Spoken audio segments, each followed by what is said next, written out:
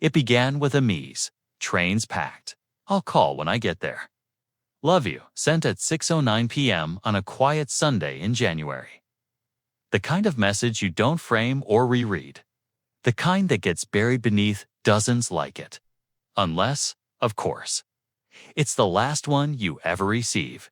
The sender was Ava Delaney, 22 years old, third-year literature student at Hawthorne College, just outside Boston. She boarded the 6:11 p.m. commuter train from Southbridge Station, headed northbound to Highmere, a town surrounded by forest, sleep, and secrets. Her mother was waiting for her there, for the first time in nearly 3 years. Ava never arrived. No. One never saw her leave the train, and what should have been a quiet, unremarkable journey through slush-lined rails became one of the most unsettling, unsolved disappearances on record. She was known for being thoughtful, slightly distant, unfailingly polite. Her roommate Josie said she had an old soul trapped in a tired body.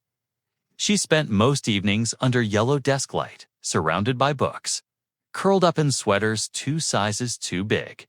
She read like she was starving. Her shelves overflowed with poetry collections, faded hardcover novels, and worn composition notebooks. T.S. Eliot, Dickinson, Plath, Rilke. She didn't talk much in class, but when she did, everyone listened. Her professors described her as a quiet provocateur. Her presence was gentle. Her writing cutting. The plan to visit her mother hadn't been impulsive. If anything, it had been building for months. Her mother, Galene Delaney, had moved to Highmere after Ava's parents divorced. She remarried, then divorced again. Ava had stayed behind.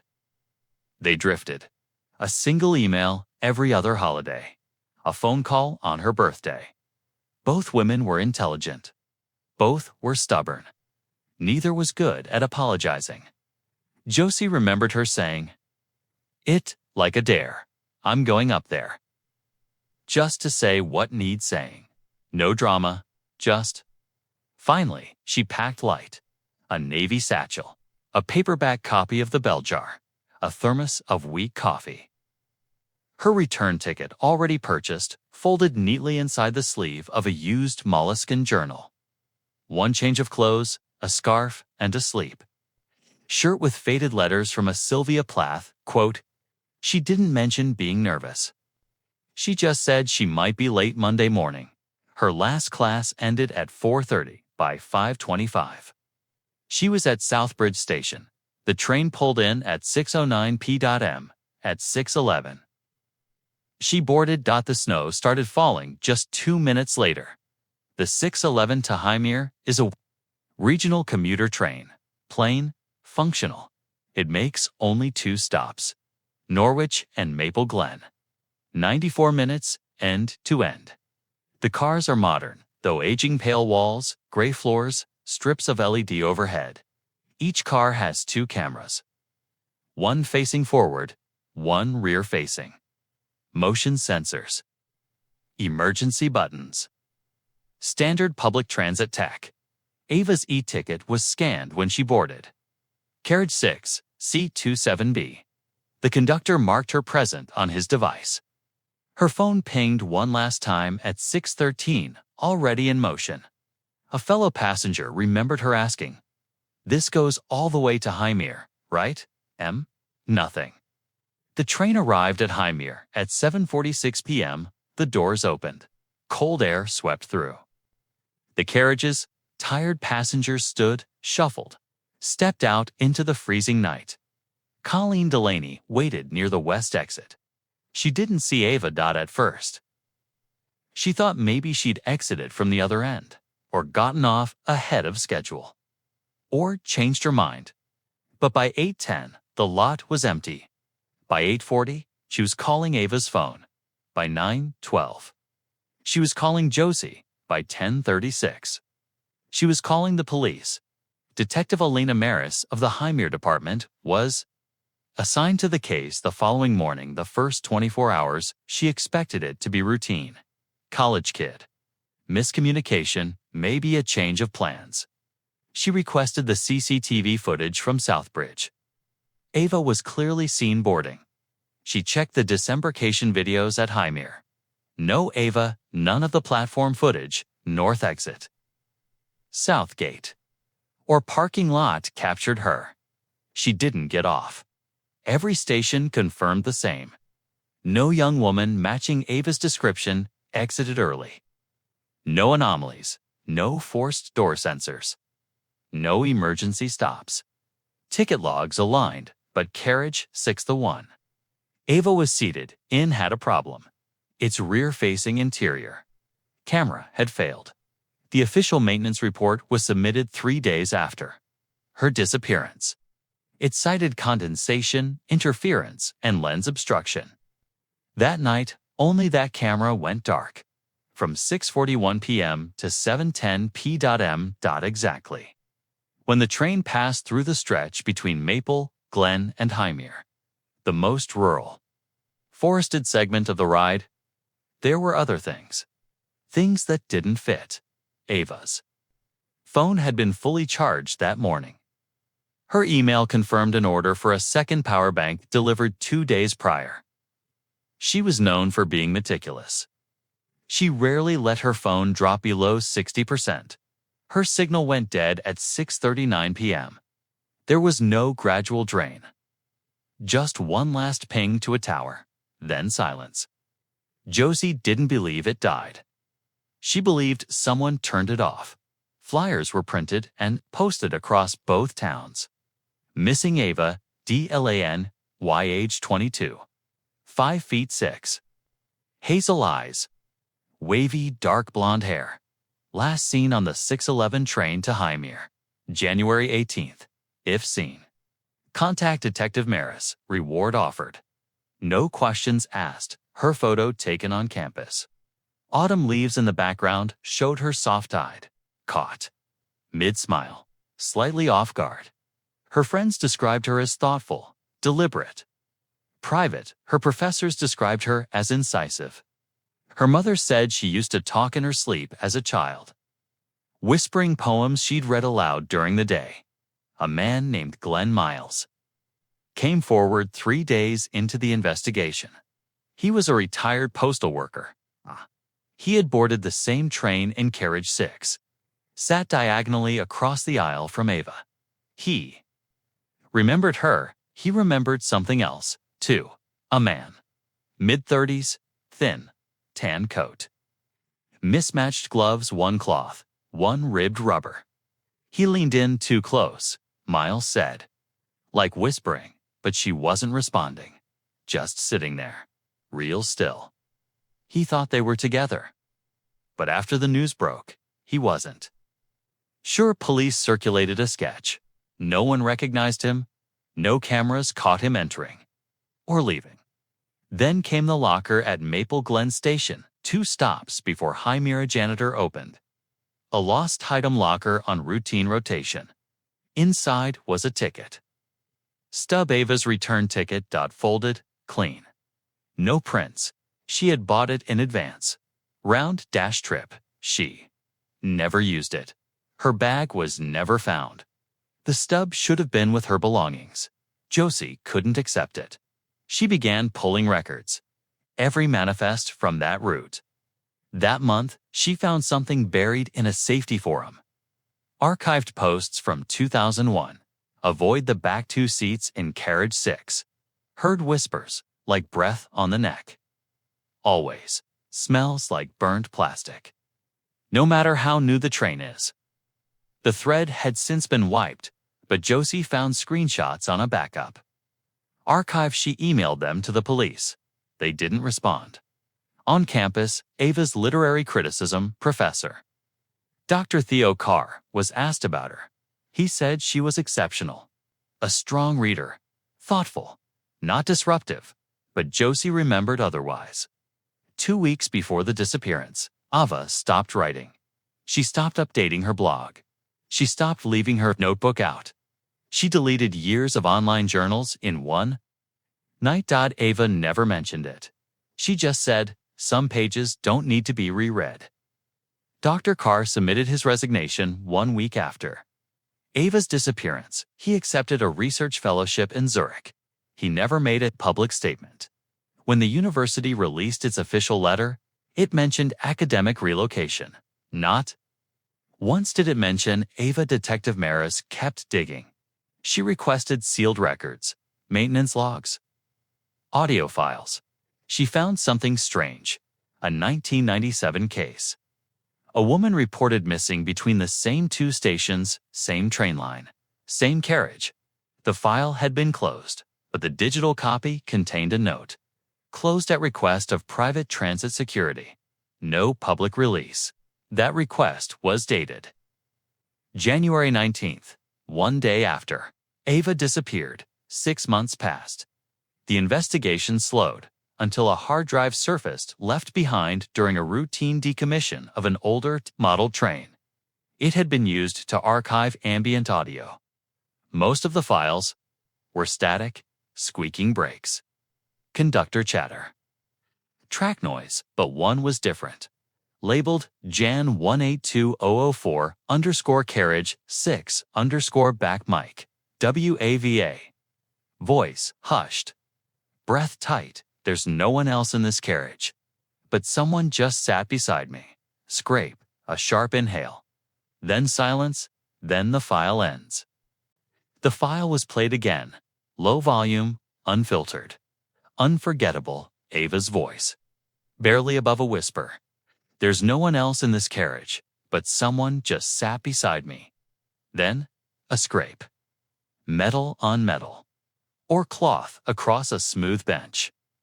Then, breath. Then, nothing. The rest of the file was dead air. No movement, no alarm. No struggle, just the presence of something or someone without a name. Detective Alina Maris leaned back from the table. Headphones off, face expressionless. She'd listened to it 13 times. Each time slower. Each time hoping it would give her something new. A slip. A second voice.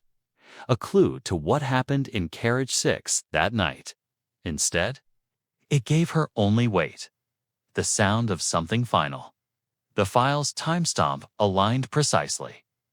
With the blackout from the Carriage 6 camera system between 6:41 and 7:10 p.m., a 30-minute blind spot. Blamed on lens frost. No alerts, no intervention, no real explanation. The data didn't sit right. Maris asked for the internal maintenance logs again. This time, she asked for the original digital signatures, the raw logs, not the summaries the transit company had first. Submitted, what came back confirmed her suspicion. The camera had not failed. Naturally, it had been deactivated manually. Just that night, just that car, just that hour. Maris didn't speak to the media. After that, she didn't hold a press conference. She didn't notify the family dash yet. Instead, she returned to the depot and asked for the original schematics of the train's older units. The ones before upgrades and public renovations. The kind of plans only an engineer or a criminal would study. Carriage 6, Unit 118D, built in 1994, modified in 2003, but one section remained untouched. A service compartment, narrow, obsolete, hidden inside the rear bulkhead. Behind seat 28A, it had been designed for technicians to access. Electrical cabling but was no longer in use. Officially, she walked the car herself. The train had since been retired. Moved to a remote storage yard outside Boston, scheduled for scrap. She requested a private viewing. The car was colder than expected. Even in spring. Dust hung in the beams of her flashlight like slow-moving fog. She counted rows. 20-7. 20-8. She ran her hand across the rear. Panels smooth, too smooth, and then there it was. A hairline seam just above the baseboard. Almost invisible. She tapped hollow tat. She pressed her palm against it, applying pressure. There was a soft pop, a click, and a section of the wall eased inward. Behind it, a crawl space, 30-2 inches wide, 5 feet deep, lined with exposed wiring and stripped insulation, and on the floor, a single hair tie. A scrap of navy blue canvas, and the corner of a book cover. She picked it up with gloved fingers. Plath. Back at the station, Josie identified the item without hesitation. That was Ava's copy. She'd written her initials on the title page, along with a short quote in blue pen. I shut my eyes and all the world drops dead. S. Plath. That book never left her apartment except that day. Maris filed forensics. Dust samples, material analysis. The cavity was decades old but used recently. Dust had been disturbed. Fibers from a tan wool coat were recovered, and one partial fingerprint unmatched. They checked Ava's records. The print wasn't hers. Male, adult. Unknown, the working theory changed. Ava hadn't simply vanished. She'd been taken into a space no one else knew existed. A hidden chamber on a train line that had buried complaints for years, and now the proof was physical. Josie started to dig in a different way. She searched every open database, every complaint logged with the Transit Authority, every forum, every archived blog, every deleted post she could scrape from the web's older layers. She found 6 different women between 1998 and 2004 who filed vague reports about feeling watched on the same route. 3 mentioned Carriage 6. 2 mentioned cold spots. 1 said she heard whispering behind the wall. None of the complaints were escalated. All were dismissed. But 1 name returned again. Harper Quinn, 19. Art student reported missing in July 1999. She'd boarded the same route as Ava, same departure time, same destination, same carriage, gone mid-route. Declared a runaway. Case closed in 3 weeks. No footage, no witnesses. Sound familiar? Josie tracked down Harper's sister, Elise. She lived in Vermont now, married, 2 kids. Still kept Harper's last voicemail, saved in an old cassette recorder. I'm on the train. It's mostly empty. I think I'm the only one in this car. Weird, right? That was the last she heard. Maris ran the comparison herself. Train manifest logs, maintenance schedules, conductor rosters. Harper, Quinn, and Ava Delaney had been assigned the same exact seat. 27 B. For years apart. Different winters, same shadow. Then came the breakthrough. A former maintenance engineer came forward, quietly, anonymously. He'd worked on the original unit schematics in the mid-90s, said the hidden compartment was real. Said he'd crawled inside it once to check a junction. Box Dot said it wasn't supposed to be accessible anymore, but when he asked to weld it shut in 2002, a supervisor told him no. They said not to mess with it, that it had special clearance. Special. For who? Didn't ask why. Because he said it twice. The man left the job the next year, moved to New Hampshire, never spoke about it again, until Ava's story broke. And something about the picture, her seat number. Her face unlocked his memory like a crowbar to rust. Josie started printing everything, laying it out on her wall. Maps, photos, train diagrams, news clippings, call logs, a spider web of women, a pattern of silence. It wasn't just about Ava. It never had been. The worst came next. A second recovered audio file, found accidentally, stored in an unsorted diagnostics folder. Dated March 2002. Same carriage, same route, different passenger, same voice. A woman whispering, "He's not real, he's not real." Then a metal screech, then nothing. The passenger who submitted the original complaint, Lila Torres, still alive. Josie contacted her. They met in a coffee shop near downtown Boston. Lila was in her 40s now. Quiet, thin hands. Eyes that watched the windows more than the person in front of her. She said the file didn't surprise her. She said she still couldn't sit on trains without keeping one. Hand on the emergency latch, she described a sensation that she never told. The police, it felt like something slid under the seat. And waited. Josie didn't ask what. Lila didn't elaborate. Maris brought the train records to the transportation board. They denied knowledge. She requested access to the original 1994 carriage build sheets. They claimed they'd been lost in a fire. She requested the backup archives. They said the files had been purged after a system migration. She asked for the full list of maintenance personnel who had access to that section over the last 10 years. They gave her 7 names. 3 were dead. 2 untraceable. 2 refused to talk. Then, late one evening, Josie received an email. No sender, no subject. Just one line of text. It's not the car. It's the route. Attached, an old photo. Blurred, cropped. It showed the interior of Carriage 6. Empty, except for one shape in the reflection of the window near. Seat 27B. Tall. Thin, standing too close. No face. Josie sent the file to Maris. Forensics tried to enhance it. The shape grew fuzzier. Not clearer. The more they sharpened it, the more distorted it became. Like the image didn't want to be seen, or didn't belong in the photo at all. Colleen Delaney never gave a press interview, but she did release a single written statement through her attorney. If Ava chose to leave, I would forgive her. If she was taken, I want answers.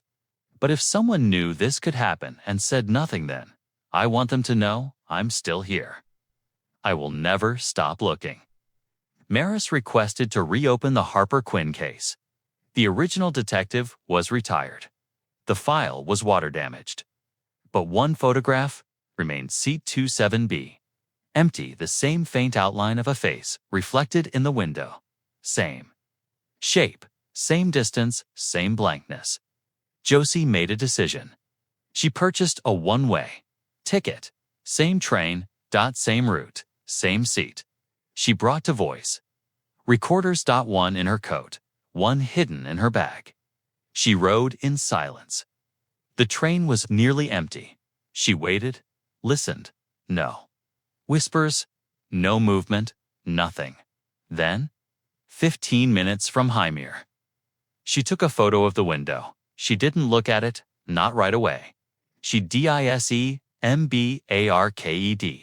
Walked outside, checked her phone, opened the photos. She stared, and then she deleted it. Josie sat alone on the train platform. It was past midnight. The wind coming off the tracks was sharp and slow. Like it was thinking. She held the photograph she deleted earlier, restored from cloud. Backup. She hadn't meant to look at it again, but some images refused to stay buried. There was her own reflection in the window, dim and centered.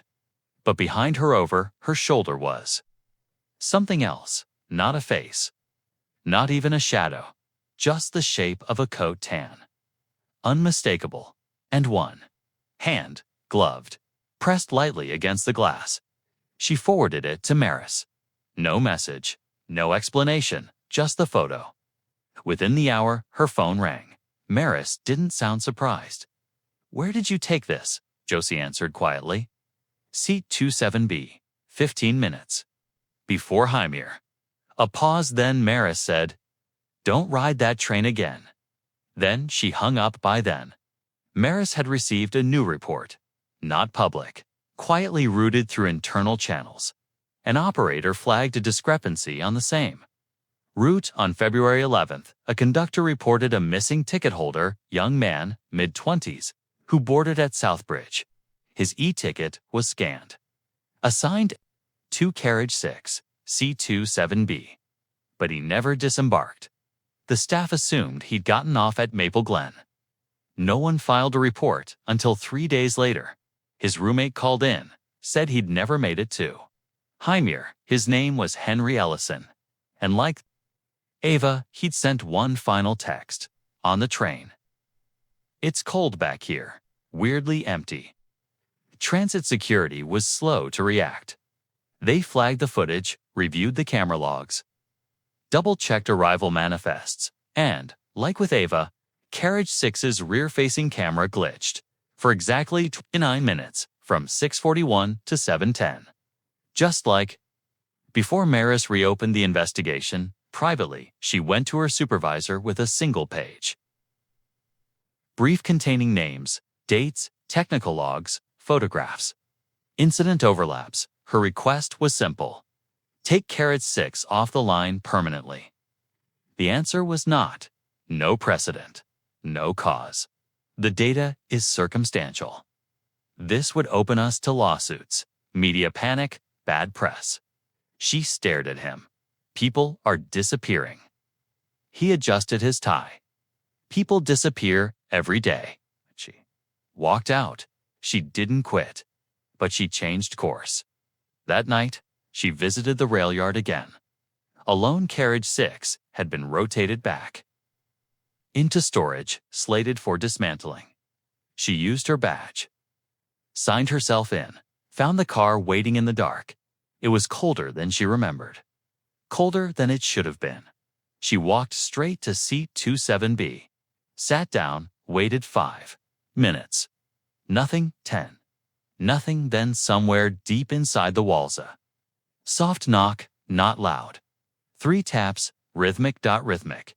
Then a creak behind her, as if the air itself shifted. She turned her head. No. 1. Just the curved reflection of her own face in the window. Except her face didn't move. Her body turned. Her reflection, DID, and single quotes. She stood and stepped into the aisle. The reflection remained, staring forward her own face. UNMOVING. Then the mouth opened, not hers. The reflection's, and it whispered something she couldn't hear. She left without looking again. She called. Josie that night told her only one thing. I believe you. Josie had already started a project. She created a digital archive, a virtual map of all known disappearances linked to that route, a timeline, a list of train numbers, seat assignments, conductors, weather patterns. She cataloged every case she could verify. 6 women, 2 men, all within 15 years, all with one thing in common. Carriage, 6, seat 27B. There was one anomaly. A woman named Marla Whitaker disappeared in 2007. Same train, same time. But she wasn't assigned to seat 27 billion. She had seat 2 for a dot, her friend later told police. She'd asked to move seats to be alone. No one knew where she moved. Her body was never found. Just her scarf wedged behind the last row of seats next to 27B. Josie started having dreams, not nightmares, not at first, just quiet dreams of the train. The sound of it rolling forward, lights flickering overhead, passengers sitting motionless, eyes closed, breathing in unison, but not alive, not exactly. And in the last row, something waiting, not a person, not a ghost. Something. Between watching, patient, hungry. She stopped riding the train altogether. Took buses, rented cars. But she never stopped digging then. One day, she got a letter. Real paper. No return address. Just her name, written in shaky pen. Inside, a single photograph. Grainy. Blurred. A woman. Seated in 27B, looking out the window. Not Ava, not anyone. Josie recognized. But the angle framed from the back of the car meant the photo had been taken from inside the hidden corridor. The space behind the wall. Someone had been watching. She handed it to Maurice. The detective examined the edges. The ink, the timestamp coded on the photo's back. January 18th. Same day, Ava vanished. The woman in the photo wasn't visible in any passenger manifest. No ticket under her name. She had never existed, or she had, and no one remembered. Josie asked Maris if she believed the train was haunted. Maris shook her head. I don't think it's a haunting. I think it's a pattern. Some places remember, and some collect. The line to Hymir continued to run. Carriage 6 was eventually retired but not dismantled. It was moved to a classified depologedly for mechanical analysis. No records ever confirmed that. Transit Authority refused further comment, but rumors spread. The train had been sealed, welded shut, and stored underground. Years passed, Ava's case remained officially open, but no new leads came. Josie kept the archive online. People started messaging her. A man from Ohio claimed he'd seen the girl.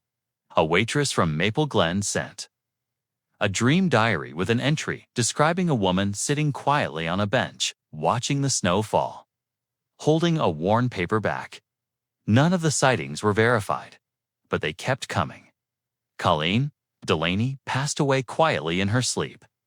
Heart failure. Her porch light was still on when paramedics arrived. In her drawer, they found the old voicemail. Phone battery dead. Still set to loop Ava's message when opened. Hey, it's Ava. Leave it better than you found it. Josie received one last message. No sender, no subject, just a sound file. When she played it, there was static, then the sound of train tracks, then a faint voice. Not Ava's, not hers. Unmistakably male. She sat down beside me. She looked straight ahead. She smiled like she'd been waiting. Then she said my name. The message ended. Josie closed the file, then deleted it. She didn't back it up. Didn't try to trace it. She knew better. Some stories aren't puzzles, they're warnings. Ava Delaney remains missing to this day. No body recovered. No official suspect named. Just a girl with quiet eyes, a mind full of poems. And one last message. A moment suspended in motion. On a train that kept moving through snow, through night, through memory. Some say she's still riding.